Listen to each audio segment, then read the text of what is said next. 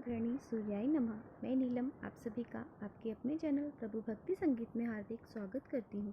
भक्तजनों, आज पोष मास की शुक्ल पक्ष की 10वीं तिथि है और आज दिन शुक्रवार का है। शुक्रवार के दिन आपको सुबह जल्दी उठकर आपको अपने स्नानादि से निवृत्त होकर भगवान की पूजा अवश्य करनी चाहिए। और आज संतोषी माता का अगर आप व्रत रखते हैं तो आपको पूजा करनी चाहिए, वरना आज के दिन आपको संतोषी माता की पूजा अवश्य करनी चाहिए। तो आइए आज हम सुनते हैं पोष मास का अगला महात्मा। आगे के वृतांत में भगवान शिव को इस प्रकार तपस्या में लीन देखकर सूर्य भगवान कहने लगे, भीम, मैं तुमसे अति प्रसन्न हूँ वत्स, वर मांगो। वर मांगने के लिए ही मैं यहाँ उपस्थित हुआ हूँ। इस प्रकार महादेव जी ने साष्टांग प्रणाम कर सूर्यदेव की स्तुति की और कहने लगे, हे देव, आप मुझ पर कृपा कीजिए। आप जगतपति हैं, संसार का उद्धार करने वाले हैं। मैं आपके वंश से आपके पुत्र के रूप में उत्पन्न हुआ हूँ। आप वही कीजिए जो एक पिता अपने पुत्र के लिए करता है। यह वचन सुनकर भगवान सूर्य बोले, शंकर, जो तुम कह रहे हो उसमें कोई संदेह नहीं। मेरे ललाट से तुम पुत्र रूप में उत्पन्न हुए हो। जो तुम्हारे मन में हो वर मांगो। तब महादेव जी कहने लगे, भगवान, अगर आप मेरे ऊपर संतुष्ट हैं तो मुझे अपने अविचल भक्ति प्रदान कीजिए। मेरे यक्ष, गंधर्व, दन, देव, दानव आदि में मैं विजय प्राप्त कर सकूं और युग के अंत में प्रजा का संहार कर सकूं। हे देव, मुझे उत्तम स्थान भी प्रदान करें। भगवान सूर्य ने ऐसा ही होगा कहकर, इसी प्रकार तुम मेरे परम व्यम की पूजा प्रतिदिन करते रहो और यही परम तेजस्वी व्यम तुम्हारा शस्त्र या त्रिशूल होगा। सुमंतु मुनि बोले, महाराज, तद भगवान सूर्य भगवान विष्णु को वर देने वाले शालिग्राम अर्थात मुक्तिनाथ क्षेत्र में गए और वहाँ उन्होंने देखा कि वे कृष्णाजन धारण कर चिंत शांत चिंत होकर परम उत्कृष्ट तपस्या कर रहे हैं और हृदय में भगवान सूर्य का ध्यान कर रहे हैं। भगवान भास्कर ने अति प्रसन्न कर उनसे कहा, हे विष्णु, मैं आ गया हूँ, मुझे देखो। भगवान विष्णु ने उन्हें सर झुकाकर प्रणाम किया और कहने लगे, हे जगन्नाथ, आप मेरे रक्षा कीजिए, मेरे ऊपर दया कीजिए। मैं आपका दूसरा पुत्र हूँ। पिता अपने पुत्र पर जैसी कृपा दृष्टि रखता है उसी प्रकार भी आप भी मेरे ऊपर दया दृष्टि बनाए रखिए। विष्णु जी की बात सुनकर भगवान सूर्य बोले, हे महाबाहु, मैं तुम्हारी श्रद्धा भक्ति से संतुष्ट हो गया हूँ। जो कुछ भी इच्छा हो मांग लो, मैं वर प्रदान करने के लिए यहाँ पर आया हूँ। सूर्य नारायण के वचन सुनकर भगवान विष्णु कहने लगे, हे भगवान, आज मैं कृतकृत हो गया। मेरे समान कोई भी धन्य नहीं है, क्योंकि आप मुझे होकर मुझे स्वयं वर देने आए हैं। आप अपनी अविचल भक्ति और शत्रु को पराजित करने की शक्ति मुझे प्रदान कीजिए और जैसे मैं संसार का पालन कर सकूं ऐसा वर भी प्रदान कीजिए। मुझे इस प्रकार का स्थान दीजिए जिससे कि मैं सभी लोगों में यशस्वी बल और वीर यश और सुख से संपन्न हो सकूं। भगवान विष्णु की बात सुनकर भगवान सूर्य इस प्रकार बोले, तथा अस्तु महाबाहु, तुम ब्रह्मा के छोटे और शिव के बड़े भ्राता हो। तुम्हें सभी देवता नमस्कार करेंगे। तुम मेरे परम भक्त और परम प्रिय हो, इसलिए तुम्हारी मुझ में अविचल भक्ति रहेगी। जिस व्यम रूप का तुमने अर्चन किया वह व्यम ही तुम्हारे लिए चक्र रूप में अस्त्र शस्त्र का कार्य करेगा। यह सभी आयुध है। मैं उत्तम और दुष्टों का विनाशक हूँ। समस्त लोग इसे नमस्कार करते हैं। सुमंतु मुनि बोले, राजन, इस प्रकार भगवान भास्कर भगवान विष्णु को वर प्रदान कर अपने लोक को चले गए और ब्रह्मा, विष्णु तथा शंकर ने भगवान सूर्य नारायण की पूजा कर सृष्टि पालन और संहार करने वाली शक्ति प्रदान की। यह आख्यान अति पवित्र, पुण्य और सभी प्रकार के पापों का नाशक है। यह 3 देवों का उपाख्यान है और 3 देवता इस लोक में पूजित हैं। यह 3 स्रोत से युक्त तथा धर्म, अर्थ, काम का साधन है। यह धर्म, स्वर्ग, आरोग्य, धन, धान्य को प्रदान करने वाला है। जो भी व्यक्ति इस आख्यान को प्रतिदिन सुनता है अथवा जो इन 3 स्रोत का पाठ करता है वह आग्नेय विमान पर आरूढ़ होकर भगवान सूर्य के परम पद को प्राप्त कर लेता है। पुत्रहीन पुत्र, निर्धन धन, विद्यार्थी प्राप्त कर तेज में सूर्य के समान प्रभाव में उनकी किरणों के समान हो जाता है और अनंत काल तक सुख भोग कर ज्ञानियों में उत्तम स्थान को प्राप्त करता है। अब सुनिए आगे।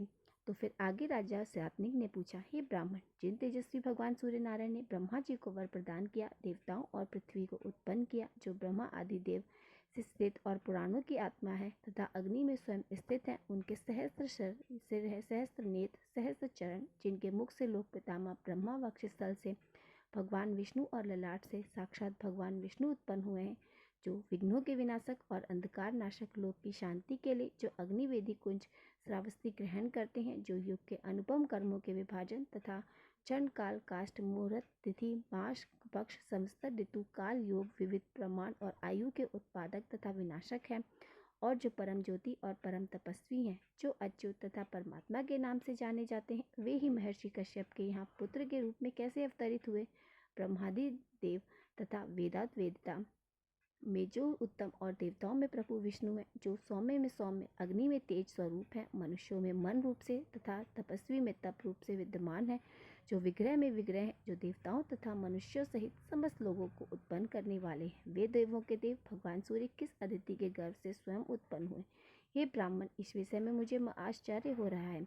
भगवान सूर्य की उत्पत्ति से आश्चर्यचकित होकर ही मैंने आपसे उनके आख्यान को पूछा है। हे महामुनि, भगवान सूर्य के बल, वीर, पराक्रम, यश, उज्ज्वल तेज का आप वर्णन कीजिए। सुमंतु मुनि बोले, राजन, आपने भगवान भास्कर की उत्पत्ति के संबंध में बहुत ही जटिल प्रश्न पूछा है। मैं अपनी सामर्थ्य के अनुसार कह रहा हूँ, आप मुझसे श्रद्धा और भक्ति पूर्वक सुनिए। जो भगवान सूर्य सहस्त्र नेत्रों वाले, सहस्त्र किरणों से युक्त और सहस्त्र सर तथा सहस्त्र हाथ वाले हैं, सहस्त्र मुख शोभित तथा सहस्त्र भुजाओं से युक्त और अव्यव हैं, सभी लोगों के कल्याण और सभी लोगों को प्रकाशित करने के लिए अनेक रूपों में अवतरित होते हैं, वही भगवान सूर्य कश्यप द्वारा अदिति के गर्भ से पुत्र रूप में उत्पन्न हुए। इस प्रकार सूर्यदेव ने माता अदिति के गर्भ से जन्म लिया। इसका वर्णन आप सभी मुझे बताइए। तो सूर्यदेव एक ब्राह्मण की कहानी बताने लगे। एक बार एक ब्राह्मण की कहानी है कि एक बार एक ब्राह्मण थे। वह सूर्य भगवान के परम भक्त थे। हर समय सूर्यदेव की भक्ति में रहते थे।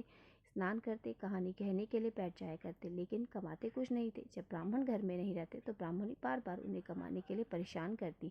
जब वह ब्राह्मण कहीं बाहर जाते, अड़ोस पड़ोस के उन्हें निकम्मा कहकर उनका अपमान करते। एक दिन नहा धोकर उनके पूजन की सामग्री लेकर वे जंगल चले गए।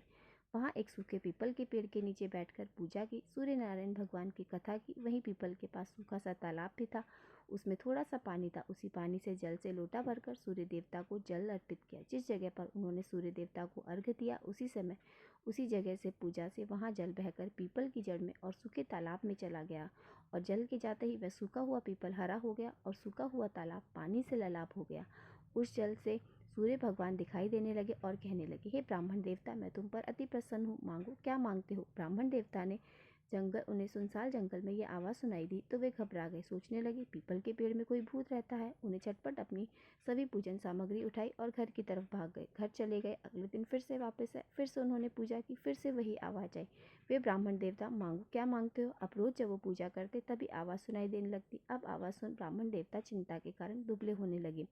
ब्राह्मण देवता को इस प्रकार प्रतिदिन कमजोर होता देख ब्राह्मणी को चिंता हुई और वह ब्राह्मण देवता से पूछने लगी, क्या बात है, आप प्रतिदिन दुबले क्यों होते जा रहे हैं। तब ब्राह्मण देवता ने सारा हाल ब्राह्मणी को सुनाया। ब्राह्मण देवता के मुख से सारी बात सुनकर ब्राह्मणी ने कुछ सोचा और फिर कहा, अच्छा एक बात बताइए, हमेशा आप जब पूजा करते हैं, अर्घ देते हैं, उसके बाद ही आवाज़ आती है ना।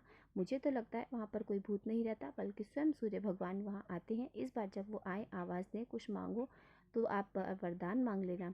तो वो बोलने लगे, मुझे बताओ मैं क्या वरदान मांगूं, कैसा मांगूं, ज़्यादा कुछ हो कहना होगा तो मैं भूल जाऊंगा, इसलिए मुझे कुछ ऐसा बताओ जिससे कम शब्दों में बहुत कुछ मिल जाए। तब ब्राह्मणी ने चतुर्थी, उन्होंने इस प्रकार कहा, आप 9 खंडे महल के अंदर सोने के पालने में पड़ पोते को दास दासियों द्वारा खिलाते हुए अपनी आंखों से देखो। इस प्रकार लंबी उम्र, महल, छोट बड़े बेटे पोते, पड़पोते और धन सब कुछ मिल जाएगा। अर्थात जब सोने का पालना होगा, दास दासियाँ होंगी, आंखें घुटने ठीक रहेंगे, तभी तो पड़पोतों के साथ सोने के पालने में झूला झूल सकेंगे और हम उन्हें देख सकेंगे। इस तरह से आपकी हर इच्छा पूरी हो जाएगी। इस तरह से ब्राह्मण ने भी अपने पति को बहुत अच्छी तरह से समझा दिया। ब्राह्मण देवता अपने साथ फिर से पूजन सामग्री लेकर अगले दिन सुबह होते ही फिर जंगल में गए। उसी पीपल के वृक्ष के नीचे बैठकर सूर्य देवता की पूजा की, जल अर्पित किया। तभी पूजा करने के बाद फिर से वही आवाज़ आई।